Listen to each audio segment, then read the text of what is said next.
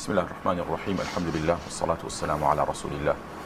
وعلى آله وأصحابه ومن والاه. أبارين والأخوة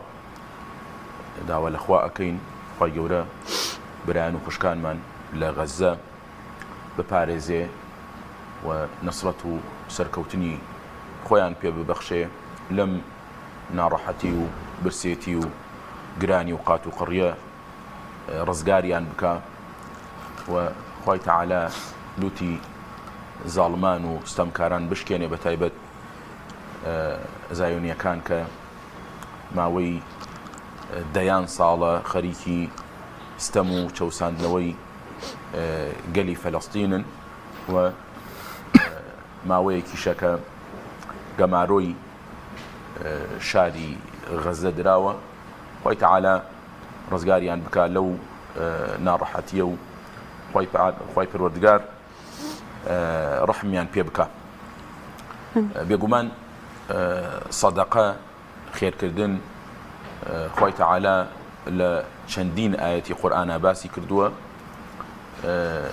لە یەکێک لە ئاەتەکانە بە تیجارەت و بازرگانی لەگەڵ خوا باسی کردووە. فرمي يا أيها الذين آمنوا هل أدلكم على تجارة تنجيكم من عذاب أليم. رؤكات إيمان داران أوانيك خاون مالو سروة سامان أفرمي آية رقايكي بازرقانيتان بيشان بدم. لا آية دعاية أفرمي أوانيك باور إهين بخوا تؤمنون بالله ورسوله باور إهين بخوا وبيغمبر إخوة عليه الصلاة والسلام وباشان ديت السرباسي جهاد وتجاهدون في سبيل الله بأموالهم وأنفسهم. دو جور جهاد مان هي دو جور تيكوشان مان هي. جوري يكميان جهادي مالية جهادكي زور گرنگە بۆ یەخوای پەروەردگار لە پێشدا باسی جهادی ماڵی کردووە و فراوانترە و هەموو کەس ئەتوانێ ئەم جۆرە جیهادە بکە لەگەڵ جیهادەکەی ترا کە جیهاد و تێکۆشانە بە نەفس ئەوەیە کە ڕۆحی خۆت ببەخشی بەخوا هیچ فەرقێکیان نییە. بۆیە ئەو کەسانی کە لە پێناوی خوا ئەبەخشن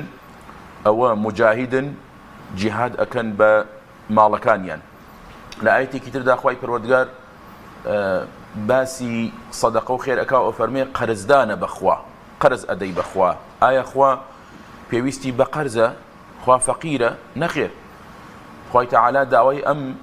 پار و ماڵ و سامانە لە تۆ ئەکا لە دنیا لە قیامەتا پاداشتەکەت ئەداتەوە پاداشتێکی زۆر و نەبراوە. لە فەرمودەی پێغەمبەر صلی الله عليه وسلم هاتووە کە ئەفەرمێ هەر کەسێک بە ئەندازەی یەک دەنکە خورمایەک یان بە ئەندازەی دەنکە خورمایەکە شتێکی هیچە، بەڵام ئێستا بۆ غەزەیەکان زۆرە، ئێستا دنکێ خورما بۆ ئەوان زۆرە. ئەفەرمی هەر کەسێک بە ئەندازەی دنکە خورمایەک ببەخشێ لە پێناوی خوا لە کاسبیەکی حەڵاڵ لە ماڵێکی پاک بە ئیخلاسەوە خوای تەعالا لێی وەرئەگرێ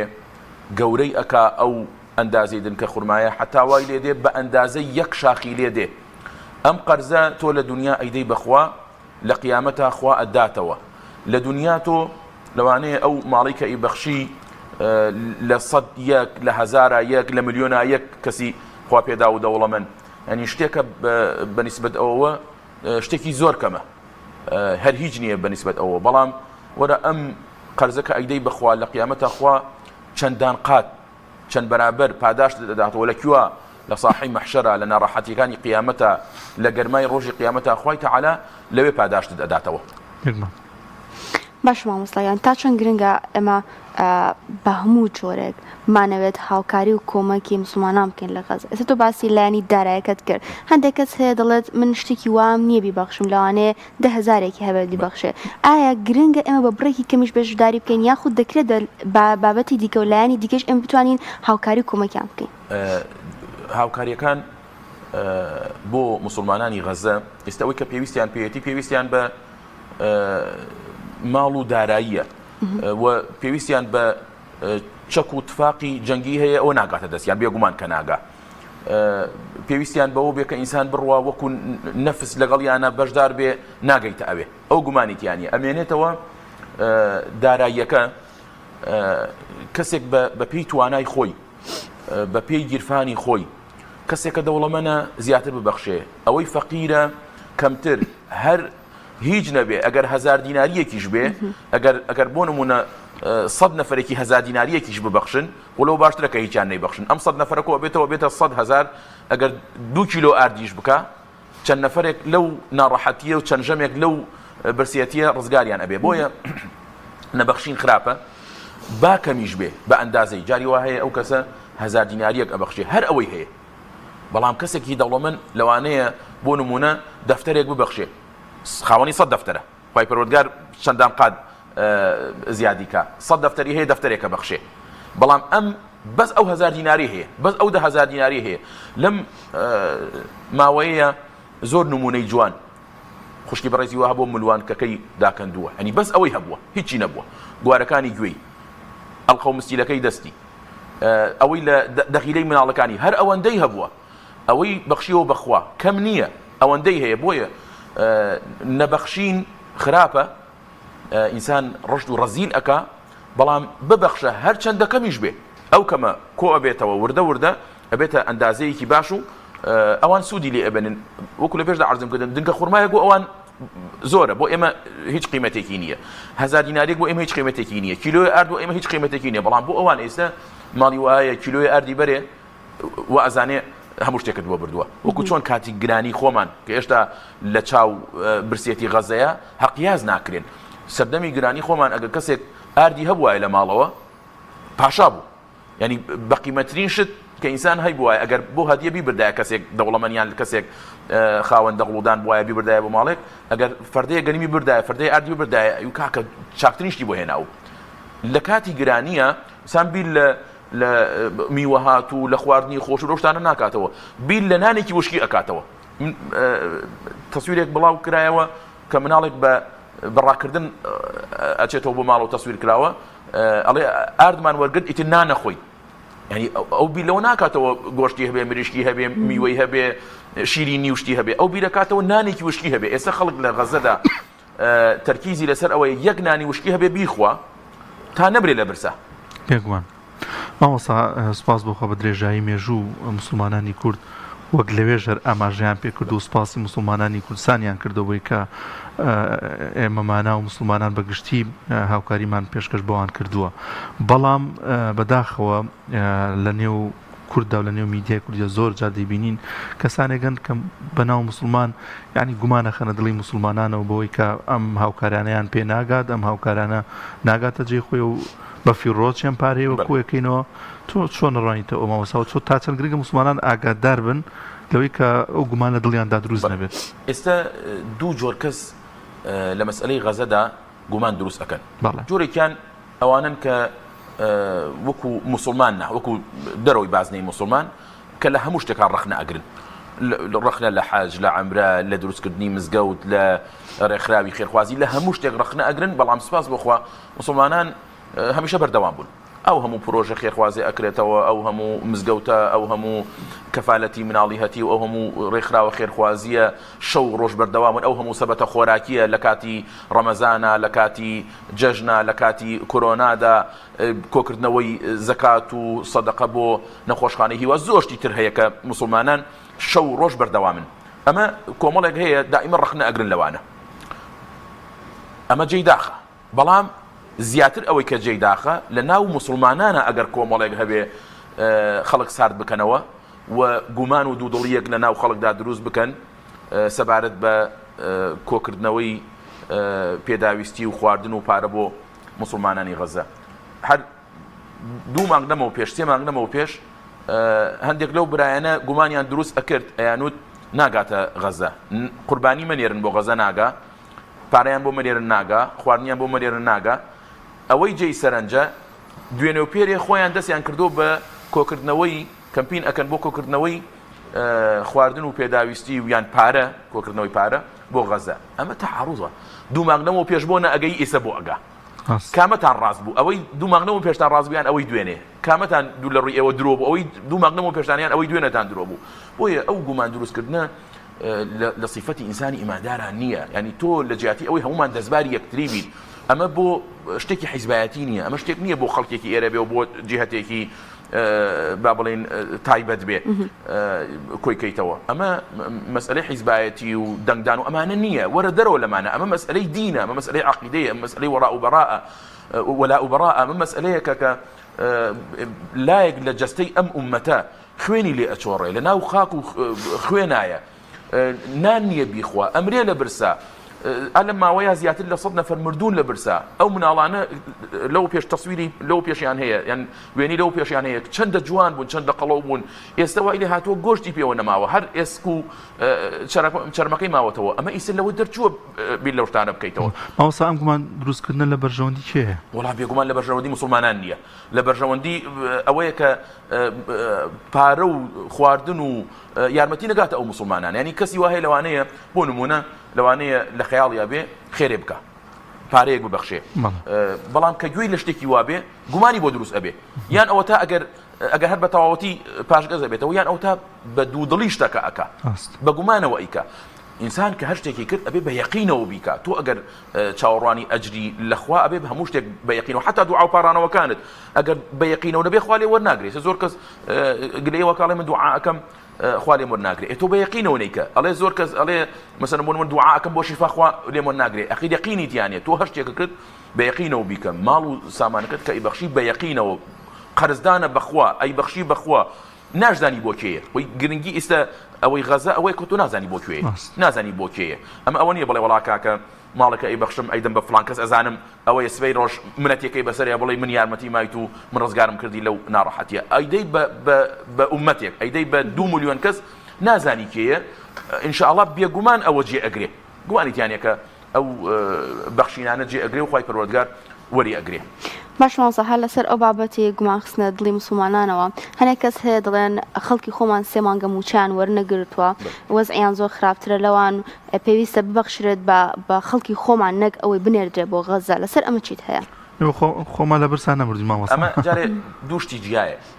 ئەوەی کە بەسەر غەزای هاتۆ بەسەر ئێمەیان هاتۆ سپاس بوو بەڵێ ئێمە زیاتر لە 10 ساڵە قەیران هەیە لە 2014ەوە قەیران هەیە موچە دوا کەوتووە کاتی کۆرۆنا و ناڕەحەتی و کاتی ترکە موچە دوا کەوتووە هیچ جارێ بەخەر ئەم جارە دوانەکەوتەوە کە نزیک بۆ لە وەرزێک و لە 3 مانگ بەڵام هێشتا نەمان بیست کەسێک بمرێ لە برسا نەمان بیست کەسێک وەکو غەزە ئاوا زەعیف و لاواز و بێهێز و بێتوانە ببێت ئەومان نەبیست و سپاس بخوا خوای گەورەوە ئینشاءڵڵا دەروی خێرمان لێ ئەکاتەوە خوای گەورە ڕەحم بەوانیش بکە ئەمە ئێمە وەکو غەزەمان لێ نەهاتووە لەو لایشەوە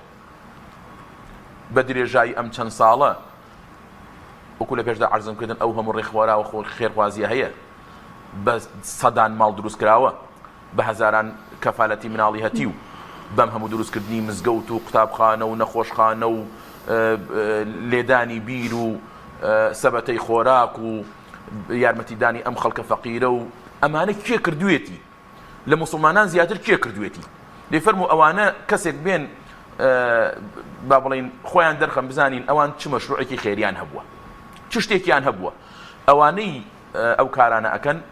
بێگومان یارمەتی خەڵکی خۆشمانیان داوە و یارمەتی کوردانی ڕۆژئاوایان داوە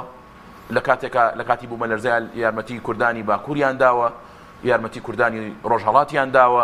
یارمەتی خەڵکی ئاوارەیان داوە کە هاتوونە وڵاتەکەی خۆمان بمانیتیانی ئەمانە یارمەتی خەڵکی خۆشمانیان داوە و ئێستا ئەیشی بەخشێ بەوان ئەگەر خوا نەخواسە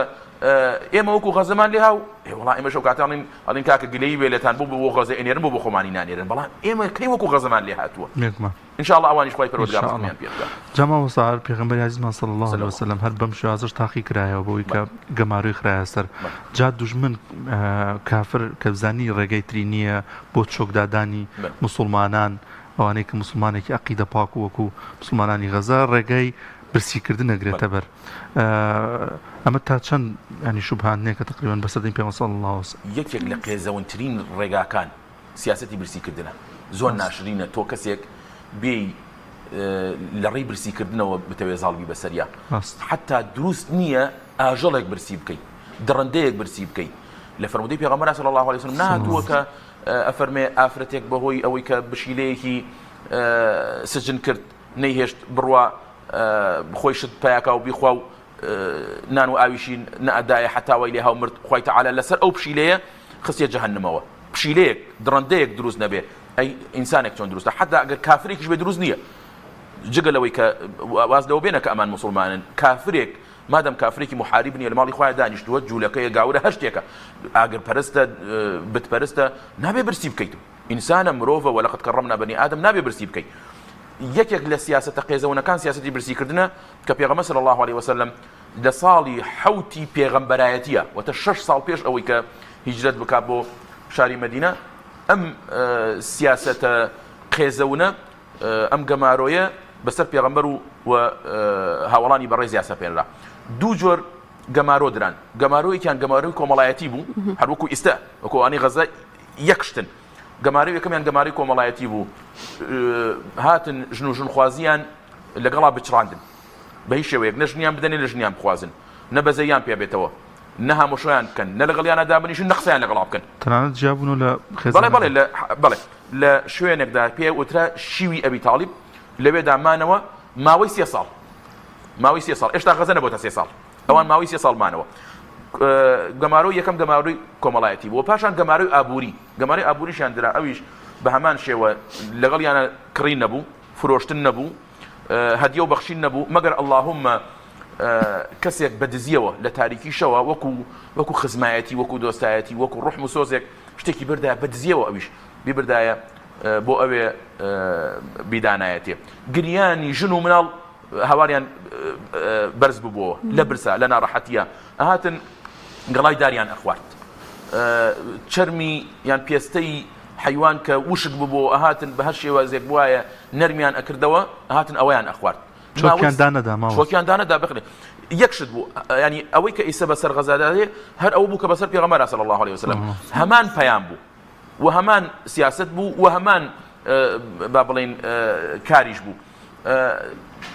پێغەمبەر صلی الله عليه وسلم بۆ ئەو گەمارەوەی لەسەر دانرا لەگەڵ هاوڵانی بەڕێزیە دیفاعکردن بوو لە عەقیدەی لە بیر و باوەڕەکەی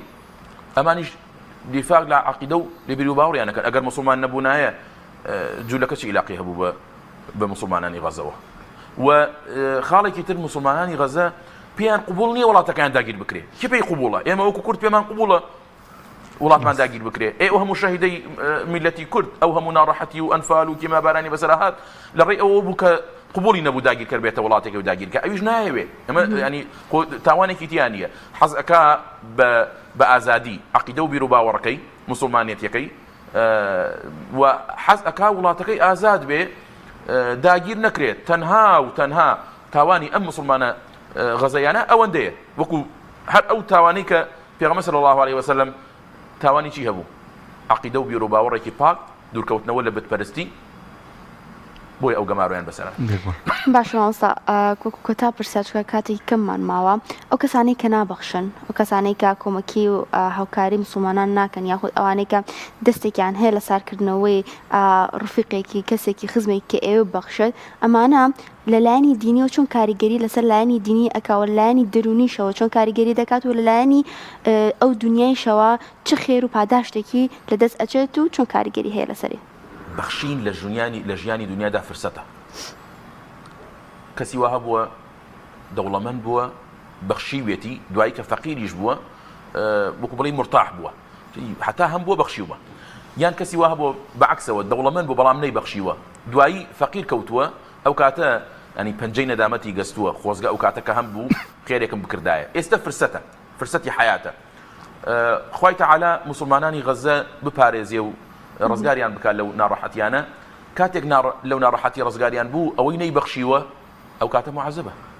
ئەڵێ ئای خۆزگەم میش بم بەخشیایە خۆ لێم کەم لە ماڵەکەم کەم نەبوو ماڵەکەم هەمووی نەئەبەخشی جوزئێکی کەمم بەخشیایە و ئەوەی ئەی بەخشی ئەو کاتە مرتاحە جگە لەوەی کە ئەجرەکەی لای خوای تەعالایە هەر کەسێک کە ئەبێتە هۆکاری خێرێک ئەبێتە ڕێنیشاندەری کەسێک وەک لە فەرمودەی پێغەمبەر صلی الله عليه وسلم هاتووە من دل على خير فله مثل أجر فاعله هەر کەسێک ببێتە هۆکاری خێر و سەدەقە و چاکە و پیاوەتی و هەر چیەک هەبێ بە ئەندازەی ئەو کەسە ئەجر بۆ تۆ ئەنووسرێ بێ ئەوەی لە ئەجری ئەو کەم بێتەوە بەعکسەوە مەفهوم مخالفەکەی ئەگەر تۆ ببێتە هۆکاری ئەوەی کە ئەو کەسە خێر نەکا سەدەقە نەکا ئەو چاکە و پیاوەتیە نەکا تۆ ببوویتە هۆکاری ئەوە بێگومان تۆ لەو شەڕ و خراپە و بەڵایە بێبەش نابی بەشی تۆشی تیا ئەبێ ئەو گوناهەکەی لەوانەیە نەگا بەڵام تۆ گوناهت ئەگاکە نایڵی ئەو ببەخشێەوە نایڵی ئەو چاکە و سەدەقە و خێرە بکە. ئەوسا ئەم ڤیددیوانە کەیبین لە سوۆسیال میدیایە تا چەند گرنگە موسڵمانان بەشدار بێت لە خەمەکانیان یانی لەسەری بۆ زۆر کەس وڵام سێری ناکەن خۆم ناگرم یان دڵم نایە بەڵام گرنگە و ناڕەحەتی ئێمەش ببینین دڵمان خەفەتی پێ بخوا بووی کە هیچمان پێ ناکرێت تەنها ئەومان لە دەزیە بەم شێوازە فرمێز بڕێژین یان ناڕەحەت بین بووە. وەڵاهی جائیسە لەوانەیە زۆر جاریتر لە مێژووە وەکو غەزە خەڵک وەکو غەزە و خراپتریشی لێ هاتبێ بەڵام وێنە و ڤیدۆ نەبوو بەڵام ئەوەی کە غەزە ئێستا ئێمە بینین ئاگامان لێیانە وەکو وایە لە واقعەکەیە بین ئەو وێنە و ڤیدۆیانەیە ڕاستە هەندێک وەکو بەسۆز و بەڕەحمی ناتوانێت سەیریکا بەڵام گرنگە کە ئینسان بڵاوی بکاتەوە لە هەموو جیهانە درەندەی جوولەکە و مەزلومی ئەو خەڵکە فەقیرە و شتێکی تریش گرنگە ئەگەر کەسێک خۆی نیەتی هەوڵ بدا لەلایەنی خەڵکی ترەوە یارمەتی و کۆمەکی کۆ بکاتەوە چیتە شوێنێکەوە چیتە مەجلیسێکەوە ئەگەر خۆشت نابەخشی لەوانەیە بەو ئاگادارکردنەوەی تۆ بۆ بیرخستنەوەی تۆ کەسێک ببەخشێ ئەچی لە ناو خزم و کۆمەڵێکدا دائەنیشی پێیان بڵێ کە شتێکی ئاوا هەیە بە هەمومان پێکەوە شتێک کۆ بکەینەوە و بینێرین بۆ ئەو مسلمانانە ئەگەر خۆیشت نیتە تۆ دەلالەتی خێر بکە ئینشاءڵڵا بە ئەندازەی ئەجر و پاداشتی ئەوان ئەجر و پاداش بۆ ئەو کەسەش ئەنووسێکە ئەو دەلالە خێریە. جەماوەسە فرسەتێکی زۆ باشە بە تایبەتی تر سارد نەبینەوە لە خێر و پاداوەکو ئەماژەت پێکرد ئەگەر بە 1000 دیناریش بیانی ئینسان بەڵێ لەوانەیە یەکەم ئیقدام تۆزێ زەحمەت بێت لە ئەنجامدانیشتا بەڵام دوایی لای ئاسان ئەبێ ڕۆژانە هەرچەندێک کەمیش بێ ئینسان بیبەخشێ بۆ ئەوی ئەو پەیوەندی هەرە بێ لە بینی تۆ و خوای لە ڕێگەی بەخشینەوە چونکە یەکێک لە درگاکانی بەهەش درگای سەدەقەیە با تۆ هەمیشە لەسەر ئەو ڕێگە لەسەر ئەو درگایە بی ئەگەر کەمیش بێ 250 بێ بەڵام بگا بە کەسێکی مستحق کەسێکی شایستە خۆی مامۆستا سەدەقە و خێرکردنیش دوو جۆرە ئاشکرا و نێنی کە خۆی باڵەدەست ئاماژەی بەردووکیشی کردو هەردووکیشی ڕێگە پێدراوە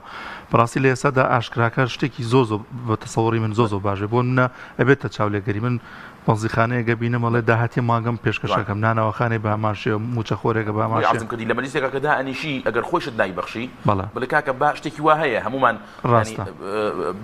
دەستبار بین ئەگەر لەو مەجلیسەدا 10 نەفەری لێ هەر کەسیان کاکە 10,000 کۆکاتەوە 100,000ەکە ینی کەم نییە ئەگەر لە کۆڕوکۆبوونەوە مەجلیسەکانمانە بەو شێوەیە بێ بیری خەڵکی بهێنەرەوە لەوانەیە کەسێک نەزانێت بیری نەبێ لەوانەیە چاو لە تۆ بکە کە تۆ ئەزانی کاکە تۆ شتێکی وام کردووە ونمونە کەسێک ئەڵێ وەڵام من دەقیلەی مناڵەکەم هەڵسوێ کەسێک لە وەڵام من مولۆیانکەکەم خوشکێکی تری چاو لەو ئافرەتەکە کەسێک تر چاو لەو مناڵەکە کەسێکی تر چاو لەو کەسەکە کە داهاتی ینی لە فەفرۆشێکە هەر ئەوەندەی هەیە ڕۆژانە چی دەست ئەکەوێ بۆ بژێوی ماڵ و مناڵی خۆیەتی ئەوە ئەبەخشێ کەم نییە ئەوە